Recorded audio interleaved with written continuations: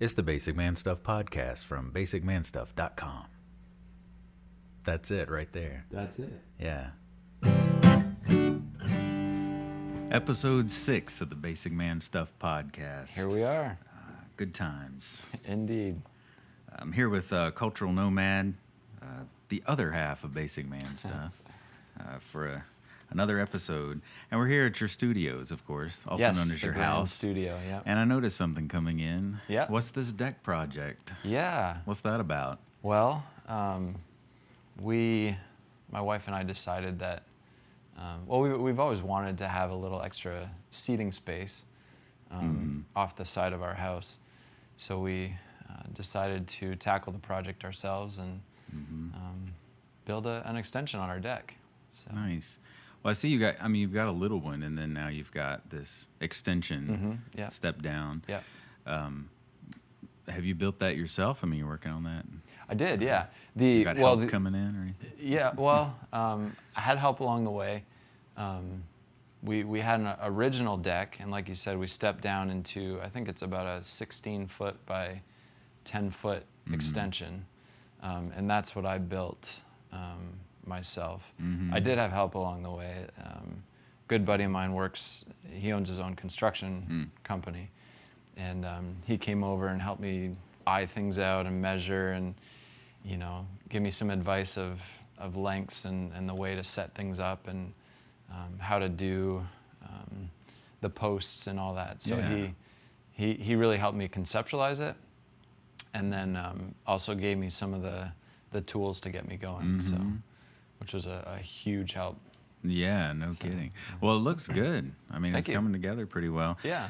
You just posted something actually to basicmanstuff.com on Frame It Well, I believe you called it. Frame it well, yeah.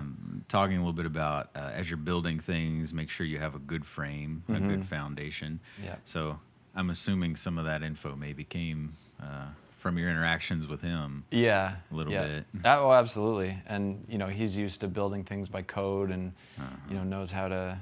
everything how it needs to be structurally sound. So that really did inspire that post. Yeah. And basically measuring 16 inches and centering your support beams on 16 inches.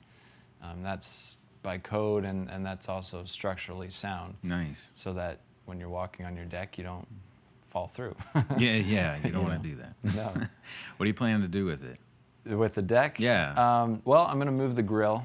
Okay. And put the grilling operation down on that step. Nice. And then I like that you have an operation, a grilling operation, not just the grilling. No, it's the grilling operation. Yeah. Hey, when fire's involved, it's an operation. Yeah. So That's cool. and we'll put some extra seating down there and maybe a bench or two, just to expand our living space outside. So. Nice. Yeah. Now, I'm not a big construction person. I mean, I've built very few things. Most of it's been some repair or something like that. Yeah. I don't build a lot of things from scratch. So, yeah. I mean, I know you build some things, and you've mentioned before that, you and your dad have built things or something growing up. I'm reminded of a post that you have on basicmanstuff.com from a little while back that you posted on using the right tools. Yes.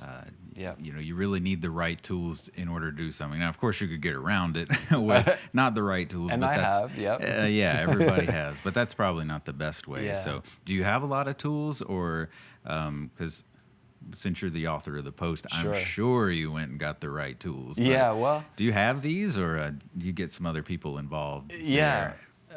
Well, I mentioned my friend who owns a construction company. He gave me, he let me borrow, it was probably 4 or 5 tools. One was a framing nailer.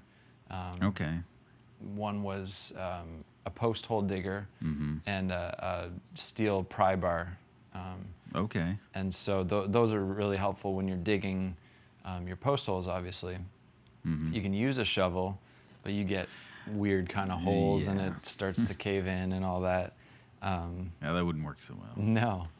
So, having the right tools not only helps you do it correctly, but it oftentimes saves you time as well.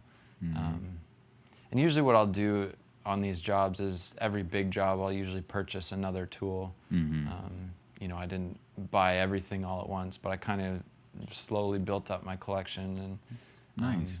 and I can now say, hey, oh, you know, you're building this. I've got something you can borrow. Why don't you use this? That's cool. You know, neighbors down the street, I'm able to say, oh yeah, I've got this here. Go ahead and use it. That's a good thing to do as you're collecting things, or you have more things that you can use and that actually belong to you, is be able to loan those out or have other people borrow that. I always enjoy doing that because you know, I don't have a lot, but if I have it and you're around and need it, be happy for you to use it. You know, you might as well. Yeah, absolutely. Yeah. That's cool. Actually, I've struck up some conversations with neighbors that maybe wouldn't have happened if I hadn't have said, hey, yeah, I've got something, you can borrow it. Yeah, that's cool. Yeah. So also on our site, we have 2 posts that we've done, you know, in fairly recently on when to DIY and when not to DIY. So what was that point, tipping point, where you decided to go with this as a project that you would do rather than getting somebody else? Because I also have another friend who just had a deck built, but he had someone else do it after looking at all that was involved and the cost and everything. So what made you decide to take that on? Well, I think there's a few schools of thought. First of all, I enjoy doing this. So if it's something that, you know, somebody just doesn't enjoy doing, it probably in the end it's not necessarily worth doing it. You just hate everything. You just Why did I you start to resent the house or your wife for suggesting doing the project. Oh, it's her fault and it's the house's fault. Don't ever get there. No. That's terrible. When really it's your own fault for not. Exactly. Yeah, that's what we're getting at. So, you know, that said, I enjoy building, working with, you know, woodworking and stuff like that. So to do a deck, I was somewhat confident in it. You know, I had to learn a few things along the way, but I think that's a good example of, you know, time to DIY. I've got some confidence. I've got tools. I know a little bit about building stuff. So it was a natural project to take on. Yeah. Nice. Mechanic work, I'm not so confident in. Past, you know, an oil change or, you know, replacing a light bulb, that kind of stuff. So that's when I tend to say, okay, I'm going to take this to the shop to take care of. Right. Because I know I'll get the engine apart or whatever, and then it's not going to go back together properly. So I would say one of the filters is maybe you're familiar or your confidence level with a project, and then having the right support. You know, I've got a friend that owns a construction business. I can call my dad and say, hey, you know, how would you do this? So I know I'm not alone in the project kind of thing. So well, that's good that you have people like that you can talk to. Yeah. You know. My dad actually helped me finish the top of the deck, so oh, nice. Kind of come full circle. Yeah. So. And if you don't have a lot of people like that, you always have YouTube. That's right. That's right. And I've learned a lot from YouTube and how to do things, it gives you peace of mind sometimes. Like, oh, I'm thinking properly here. You just need to go and do it. We've established that as well on our website. Basic man stuff is really to start with YouTube, okay? You just have to start somewhere. Search on YouTube. Yeah. And even if you get some videos where, you know, your gut tells you this is not the right way to do this, at least you've had a good example of what not to do. Sure, At least it's something to start with. And there are plenty of videos out there of, you know, Uncle Bob saying, well, you know, I think you should do it this way, and just get some duct tape out and good to go. I actually saw a video just recently of somebody building an outdoor staircase kind of up the side of their house to a second-story outdoor window. Okay. And they had torn it all down and rebuilt it. And, I mean, I've never done a project like that, so I don't know a lot about that kind of construction work. But so I was interested in it and looking at it. But I just noticed they were kind of focused on one thing, like the size of the boards they were using, the spacing of the boards. Okay. But they never mentioned other parts that you could also see them doing. Like the way they started maybe laying the stair boards directly in the center and continuously measured to make sure that it was even before adding the rest. They didn't talk about that. They were talking about something else, but by watching it, you could see, oh, I see. I maybe would not have thought about that. Yeah. So that's cool. Yeah, you got to use a filter when you're watching these YouTube videos, for sure. Maybe that's where the power of consensus comes in. You start thinking, well, there's consensus. This must be the right way to do it. I guess I'm doing it all right. Yeah. Something like that. Anyway. You know, another thing that determines, I would say, when to DIY for me is cost. You know, I felt comfortable building the deck and saved quite a bit in labor, but so there's you know, why would you hire somebody else when you can do it yourself? Now sometimes you get too deep and you know you got to call in help, you got to call in backup, but usually you can figure stuff out and save a lot of money along the way. Good. So yeah, that's a big factor. I mean, if you can save money up front and do it right, that's great. Yeah. If you can save money but you're cutting too much as far as cutting corners or cutting quality or safety, and you're gonna have to redo it in a year, it's not probably. You're not really saving much in the long run. Absolutely. That's cool. I actually just had somebody come out to repair something, you know, that was not to DIY was the issue I had. I got somebody else to do it, and there was something that had to be leveled up outside, and so they had just propped up one corner by adding a board under it or something. Well, I had just stopped by at some point to see the work that they were doing, and I noticed they did not use treated wood in what they had propped up underneath. I mean, again, I'm not a construction person, but glad to see that you've used some ground rated treated wood for your post. And I actually brought that up to the guy and I said, you're really going to prop that up with just a bare piece of wood, not even a ground rated? He said, this is what he said to me: good eye. I thought, what? Not really. I mean, it's just a bare piece of wood on some dirt. Does that translate into, oh, you caught me? That's what I felt like. Yeah. Okay, yeah. And then he said, well, it was just temporary. We did that until another time. But that was the first time he mentioned it was temporary. So I thought, no, this is not a good eye. This is basic man stuff. You do not stick a piece of wood on a piece of dirt and expect it not to be taken over by ants and beetles and whatever. That's not really great. So glad to see you did that. Yeah. That was a good move. Well, thank you, And again, this is all stuff I learned either from working with my dad or YouTube or, you know, my buddy. Can I give a shout out to my buddy who helped me out? Please do.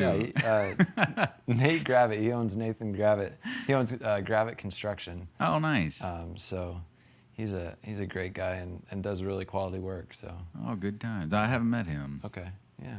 We'll have to look him up. Yeah. We'll have to bring him in. Bring him in. He may have a different perspective. He's like, oh, that cultural nomad guy. Yeah. What a piece of work. He did it this way? Oh, man. Yeah, maybe so. That's funny. That's cool. So tell me something that you've learned out of this process, since, you know, you're not a professional deck builder, but, you know, you've used YouTube, you've gotten some outside help, you've decided when to do it. Yeah, sure. Hopefully you framed it well. Yep. Give us something we can take away from this that you've learned. With the deck specifically. Yeah. So one thing I didn't do well, and it kind of came back to bite me in the end, was how I ran my outside frame. So I ran the face boards at 16 feet. Right. And then added the two boards on the outside of that. Okay. So the whole frame, the length of it was 16 plus, I guess it was about 2.5 inches. Okay. Now deck boards are 16 feet, so I had an extra 2 or 3 inches on either side. So I had to figure out how to run the deck boards on top. I see. To compensate for those extra inches. So what I ended up doing was running them on 45-degree angles on the top. So it, you know, there was a way around it, but if I'd measured properly, I could have run them 16 feet boards perfectly. I see. You know? So it worked out in the end, but it a little bit of thinking, an error in thinking can cause a few things to get around. But so that was one,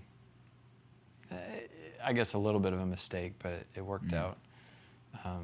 And then one of the things I learned how to do was proper support posts. Okay.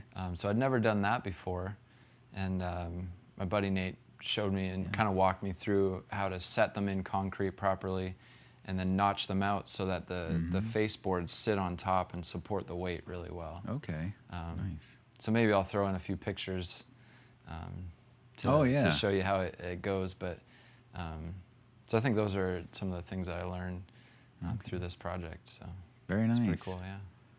Well, good. I mean, it looks good. I'm glad that worked out. And, yeah.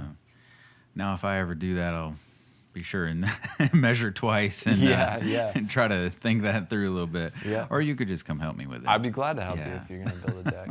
So. Did we miss anything? No, I think that's good. Then I think we're done. All right. That's it there. This has been episode 6. See you next time.